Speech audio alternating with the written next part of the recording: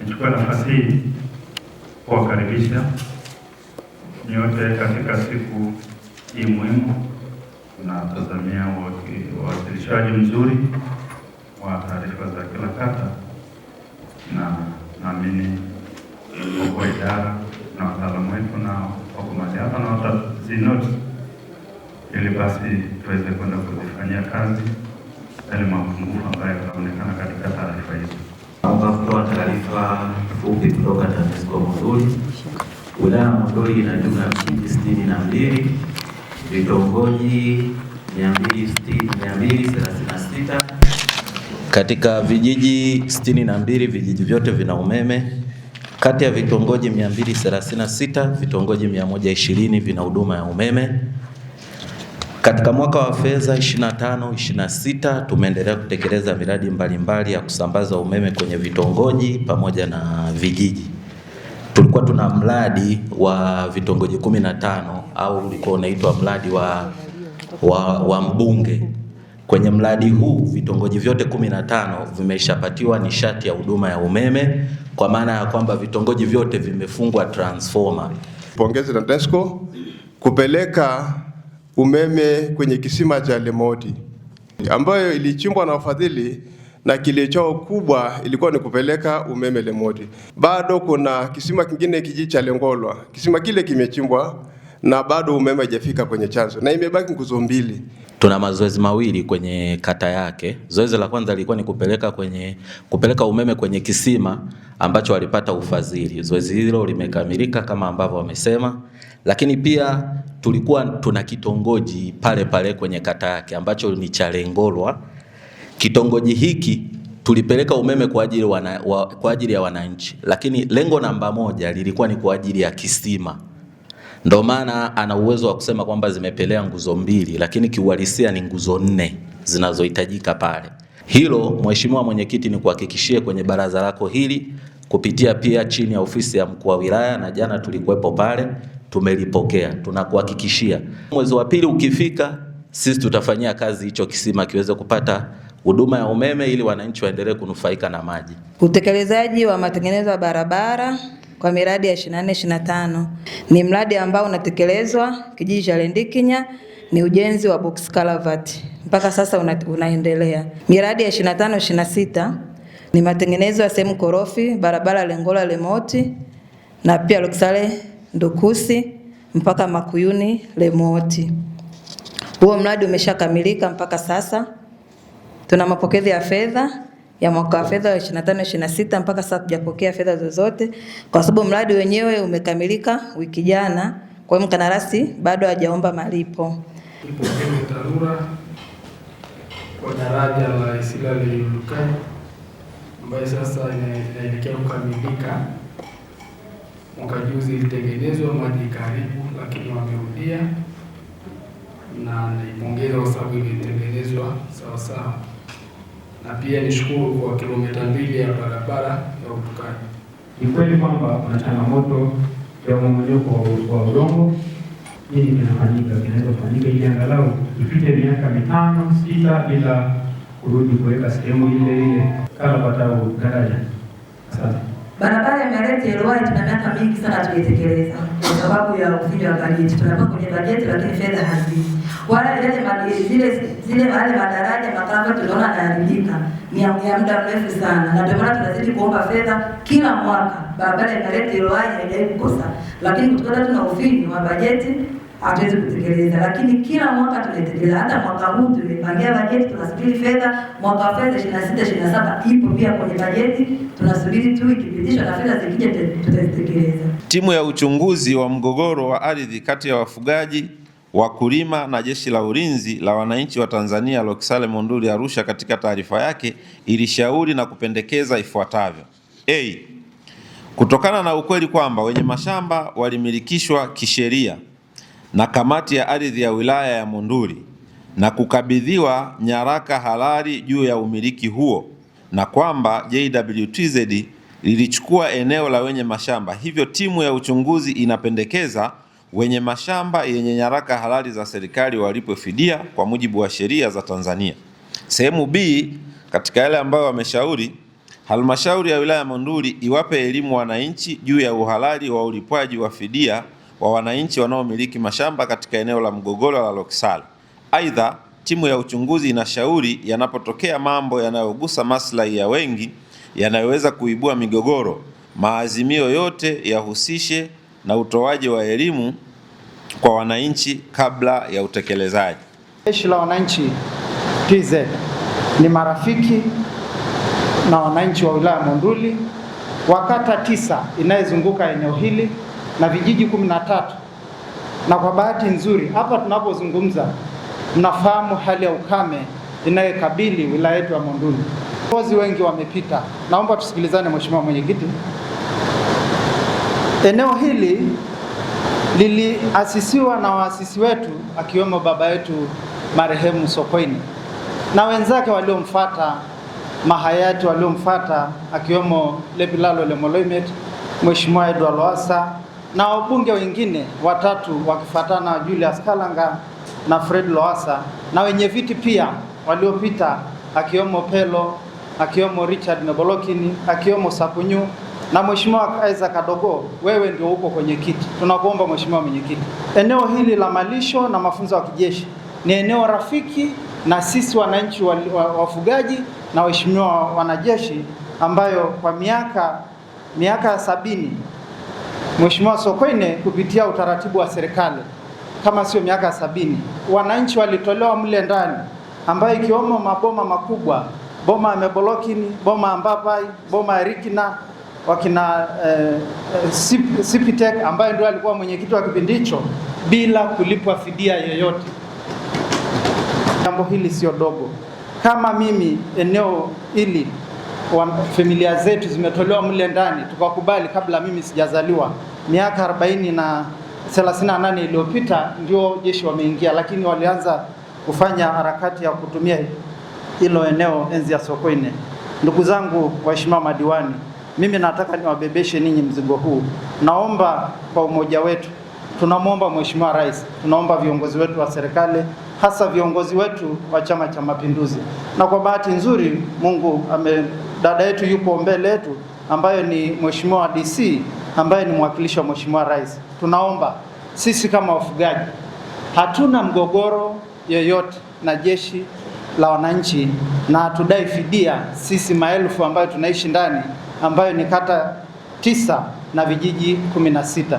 Mheshimiwa Mwenyekiti, hili jambo tumekuwa tukizungumza hapa kwenye baraza toka 2021 na tumeshaandika barua kaza wa kaza zikienda kwa katibu mkuu wa Chama cha Mapinduzi, zikienda kwenye idara mbalimbali. Lakini Mheshimiwa Mwenyekiti, naomba mkurugenzi, maazimio yetu tunapoyatoa yafike sehemu husika ambapo hawa watu wanaopata barua za fidia zimefika, basi na maazimio ya baraza la madiwani yafike huko, ili tusirudi mbele na kwenda nyuma kila siku, na ili lituondokee hapa. Tupitie tu mafaili, afisa ardhi anajua pale mtu ameandika barua ya kuomba yeye kulima shamba, kukodishwa kulima shamba. Kwa hiyo walikuwa wanalipa kodi na sio wamiliki halali. Hapo ongelea masuala yanayogusa wananchi. Hebu na nyie ondoeni kejeli za kusema wanasiasa tunakwamisha. Hatukwamishi kwa sababu ya manufaa ya Paulina, hatukwamishi kwa sababu ya manufaa ya Kisoki, tunakwamisha kwa sababu ya manufaa ya wananchi maelfu wanaotuzunguka.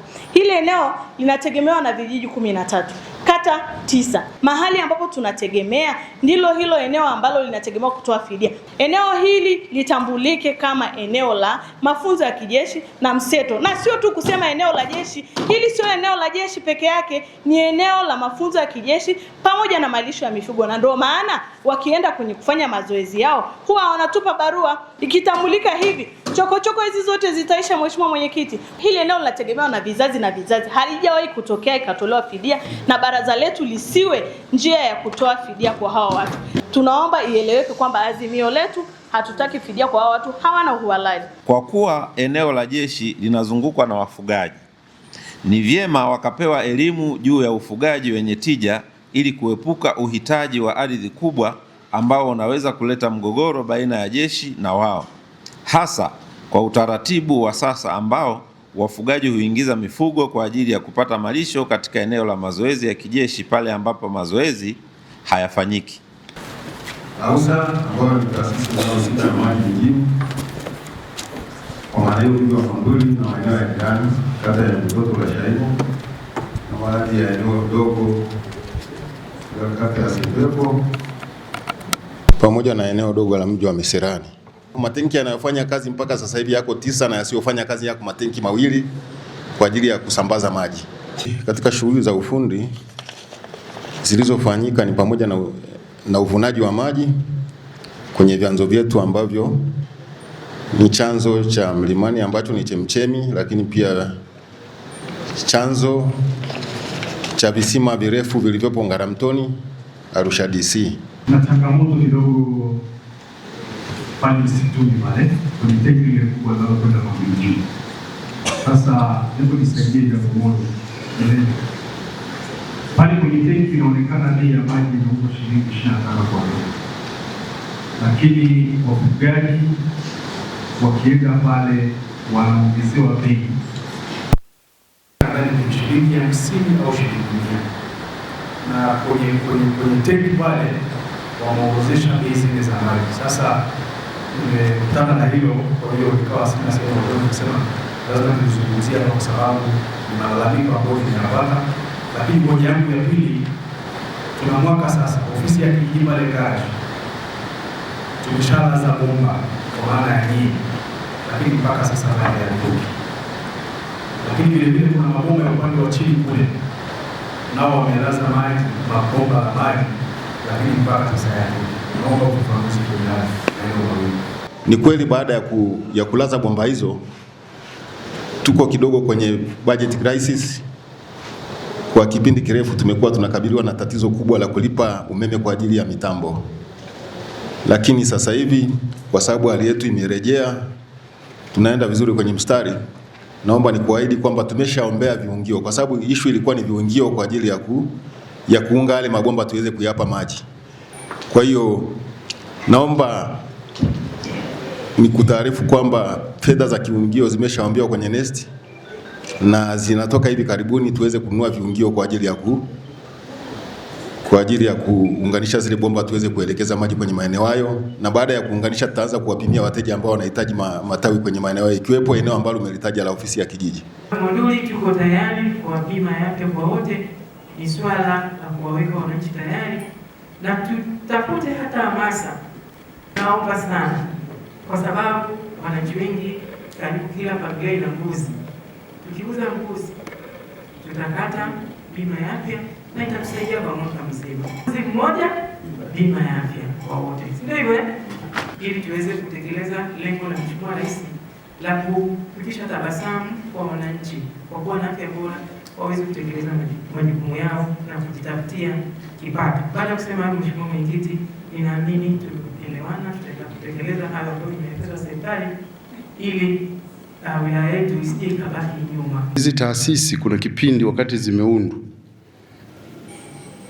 walijiweka pembeni, wakawa kama kuja kwenye vikao vya waheshimiwa huku wanaona kama hawahusiki, na ndio maana yakaja maelekezo kwamba wanatakiwa waje na watolee ufafanuzi mambo mbalimbali. Kwa hiyo ni swala la kuangalia namna bora ya hizi taarifa. Kwa mfano ile kupata taarifa kwa wakati, ili makablasha yanapopelekwa kabla ya siku 7 zile za kupeleka makablasha ziendane na taarifa hizi za kila taasisi, ili mheshimiwa diwani ajue kwa kina. Sisi kama wataalamu wa hapa halmashauri tunahusika na hizo idara, turatibu vizuri. Tuwaombe tu taasisi zetu hizi ambazo RUWASA, TARURA, TANESCO kuepusha mijadala mirefu. Tujitahidi taarifa zetu ziwe za kina na zinazoelezea mambo ambapo mheshimiwa akisoma aelewe, labda atake kupata tu ufafanuzi wa ziada. Niwashukuru madiwani ambao nimeshiriki nao kwenye ziara ambazo nimezifanya kwenye kata zenu, lakini niseme tu sijaishia pale. Taendelea kufanya ziara, naombeni ushirikiano. Tujiridhishe huduma zinazotolewa katika zahanati zetu na vituo vya afya. Hiyo itawajengea imani wananchi kwa serikali ambayo tunaiongoza. Usimamizi wa miradi, niliwaambia siku moja kwenye kikao hichi, miaka 5 sio karne. Hii ni 26, 27 inakuja, 28, 29, 30. Sote tunatambua wakati mnaomba kura mlina dirani ya uchaguzi. Takapofika 30 mtaulizwa mmefanya nini? Si ndio jamani? Hivyo tuhakikishe miradi tunaisimamia ipasavyo. Na ofisi yangu inapo intervene masuala ya miradi, mtupe ushirikiano. Tupe ushirikiano wa karibu. Hatuko kwa ajili ya kumtafuta mtu. Sisi tunasimamia uadilifu na uwajibikaji. Miradi yote inayotekelezwa kwenye kata zenu, muijue kinakindaki. Nyinyi ndio wasemaji kule kwa wananchi. Yaani kama kuna umeme unakwenda, kuna maji yanakwenda, diwani ajue kwanza, yeye ndio sauti ya wananchi. Itatuia rahisi, sio kwenye vikao tu vya huku kwenye halmashauri, hata kwenye vikao vya kwenye kata zetu. Niwashukuruni sana. Niwatakieni kila laheri. Ofisi yangu iko wazi. Kuna wanaonipigia simu wakati unaofaa na usiofaa, sio mbaya. Lakini niwakaribisheni wale ambao hamjawahi kukanyaga ofisi ya mkuu wa wilaya.